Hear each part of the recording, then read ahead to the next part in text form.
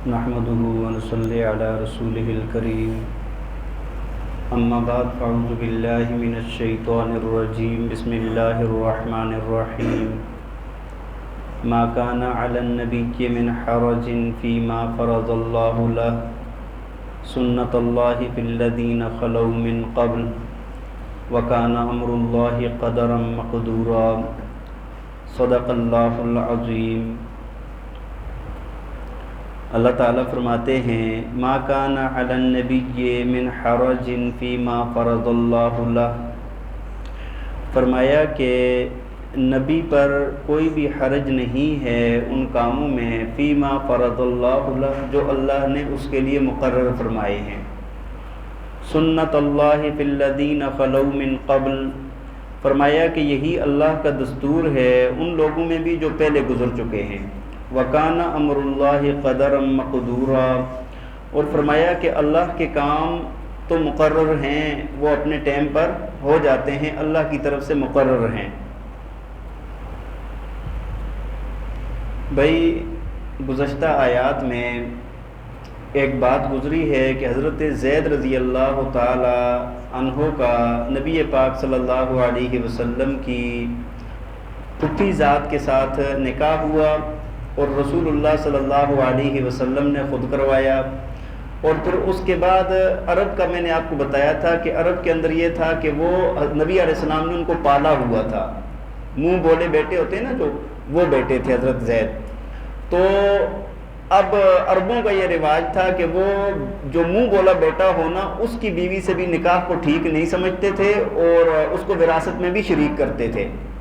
اللہ تعالیٰ نے سورت کی ابتدا میں فرما دیا تھا کہ فرمایا کہ جو بھی منہ بولے بیٹے ہوتے ہیں وہ تمہارے بیٹے نہیں ہیں بلکہ وہ اپنے اصل جو والد ہیں ان کے بیٹے ہوتے ہیں، انہی کے نام سے ان کو پکارا جائے۔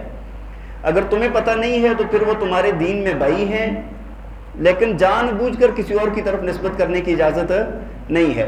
اب اللہ تعالیٰ کی یہاں پر چونکہ اس رسم کو توڑنا تھا تو اللہ تعالیٰ نے اس کے لیے حضرت زید رضی اللہ تعالیٰ عنہ کا نکاح ہوا، پھر ان سے طلاق ہو گئی، اور پھر نبی علیہ السلام کو اللہ تعالیٰ نے حکم دیا کہ آپ زینب سے نکاح کرو۔ ازواج مطہرات میں سے حضرت زینب رضی اللہ تعالیٰ عنہ آپ ان سے نکاح کریں۔ اب نبی علیہ السلام کو ابتداءً تو یہ بات بھی ذہن میں آئی ہے کہ یار لوگ کیا کہیں گے، لوگ طرح طرح کی باتیں کریں گے، تان تشنیع کریں گے، اور ہوا بھی یہی کہ جب نکاح ہوا تو اس کے بعد یہود نے اور مشرکین نے نبی علیہ السلام پر بہت زیادہ تان تشنیع کیا۔ تو اللہ تعالیٰ پہلے بھی تسلی دے چکے ہیں، فرمایا کہ آپ کو ٹینشن لینے کی ضرورت نہیں ہے۔ اور آگے یہ جو آج کی آیات ہیں نا، ان کے اندر بھی ایک قسم کا تسلی دینے والی بات ہے نبی علیہ السلام کو کہ اللہ نے جو مقرر کیا ہے آپ ان چیزوں کو چھوڑ دیں، لوگ کیا کہیں گے، آپ ان ساری چیزوں کو توڑیں، ختم کریں ان کو جو ان کے رسم رواج ہیں۔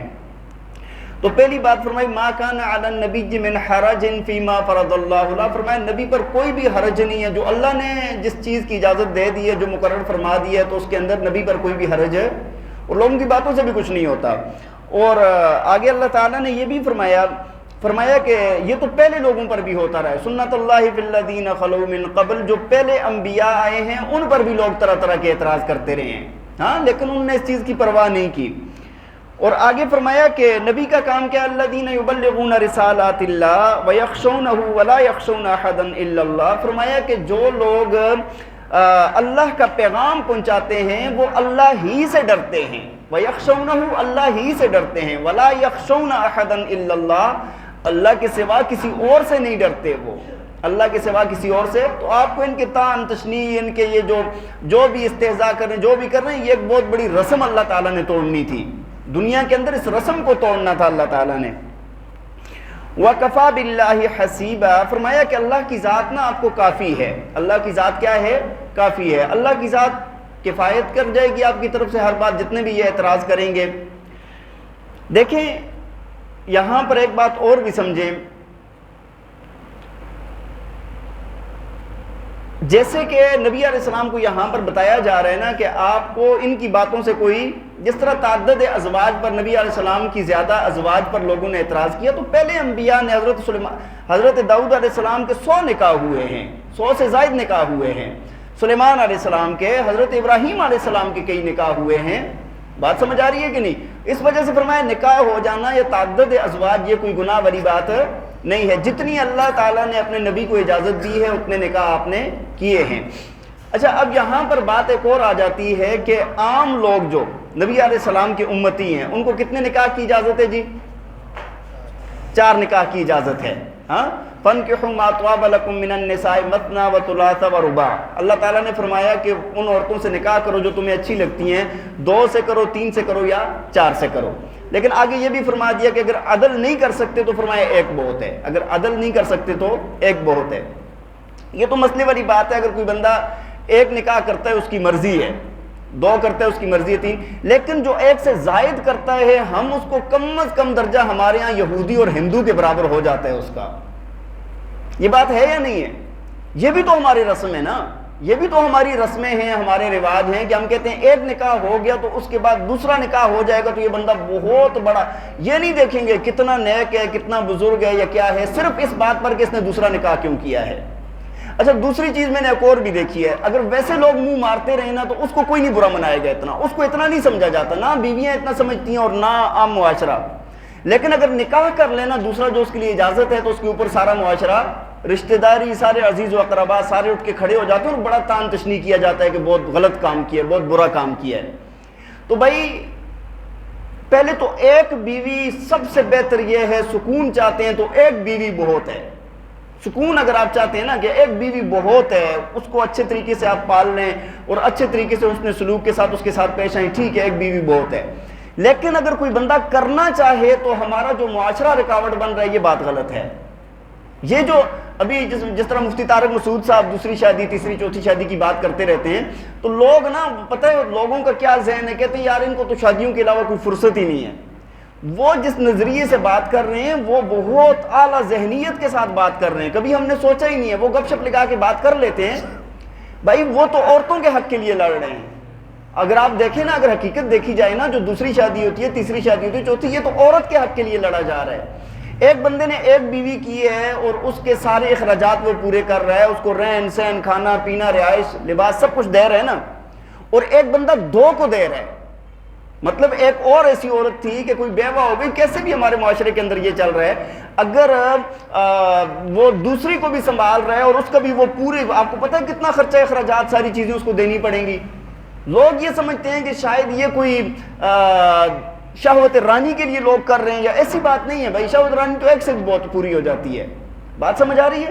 اس وجہ سے ہمارے معاشرے کے اندر نا یہ بھی ایک ناسور ہے کہ اس چیز کو جو ناجائز ہے, غلط ہے, اس کو ٹھیک سمجھا جا رہا ہے, اور جو صحیح ہے اس کو کیا سمجھا جا رہا ہے, غلط سمجھا جا رہا ہے.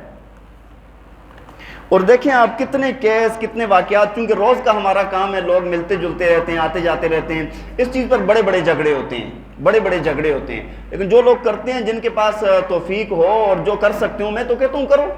اگر کسی کو ہے نا استطاعت ہے تو وہ کرے بھائی. اس کے اندر اگر وہ 2 بیویوں کو پال سکتے, 2 کا خرچہ اٹھا سکتے, 2 کرے, 3 کو اٹھا سکتے, 3 کرے, ٹھیک ہے. ہاں اس میں یہ نہیں ہے کہ آپ جو ہے نا وہ دوسرے بندے کو پتہ نہیں کیا کچھ اس کو کہہ دیتے ہیں. ہمارے ایک ادھر بڑے بزرگ بندے ہیں, بڑے نیک انسان ہیں, اس نے دوسری شادی کی اور دوسری بیگم اس کی اتنی نیک ہے نا, میں آپ کو کیا بتاؤں. یقین مانے میرا بہت عرصے سے اس کا تعلق ہے, ابھی وہ سفید ریش ہیں تو بہت عرصے سے میرا تعلق ہے اس کے ساتھ. اور میں کہتا ہوں کہ جتنا دین کی قدروں پر اور دین کی حدود پر وہ چلنے والے ہیں نا, ہم مولوی ہو کے اتنا نہیں چل سکتے. اس کی بیگم بھی بہت نیک خاتون ہے, بہت نیک ہے, حد سے زیادہ. دوسری جو ہے بڑی لکھی بھی ہے, نیک بھی ہے, وہ خود بھی بڑا نیک ہے. اچھا جتنے بھی تعلق والے ہیں نا, اس کو دیکھو جی. اچھا وہ دوسری بیوی کے اوپر جو تانے کسے جاتے ہیں, جو اس کو برا بلا کہا جاتا ہے, وہ اتنے اچھے اخلاق کی مالک ہے, شرعی پردہ کرتی ہے, شرعی پردہ. جو قریبی رشتہ دار ہوتے ہیں نا, جن سے پردہ لازم ہوتا ہے, ان سے بھی وہ پردہ کرتی ہے, شرعی پردہ جس کو کہتے ہیں. وہ کوئی کزن نہیں, کوئی بنوئی نہیں, دوسرا تیسرا جو بھی ہے, ان سے وہ کیا کرتی ہے, پردہ کرتی ہے. لیکن اس کی برائی کیا سمجھی جا رہی ہے کہ بھائی اس عورت نے اس کو پھانس لیا تھا جی, اس نے یہ کر دیا تھا, وہ کر دیا تھا. بھائی نکاح کیا ہے, تمہیں کیا تکلیف ہے, پال وہ رہا ہے, وہ خوشحال ہے, تکلیف سب کو لگی ہوئی ہے. بات سمجھ آ رہی ہے؟ تو اس وجہ سے یہ بھی ایک چیز میں آپ کو بتاؤں کہ اس وقت ایک یہ بھی بہت پکی ہوتی جا رہی ہے یہ بات. اللہ تعالیٰ ہمیں کوئی نہ کرے. میں نے کہا سکون اسی میں ہے کہ 1 بہت ہے.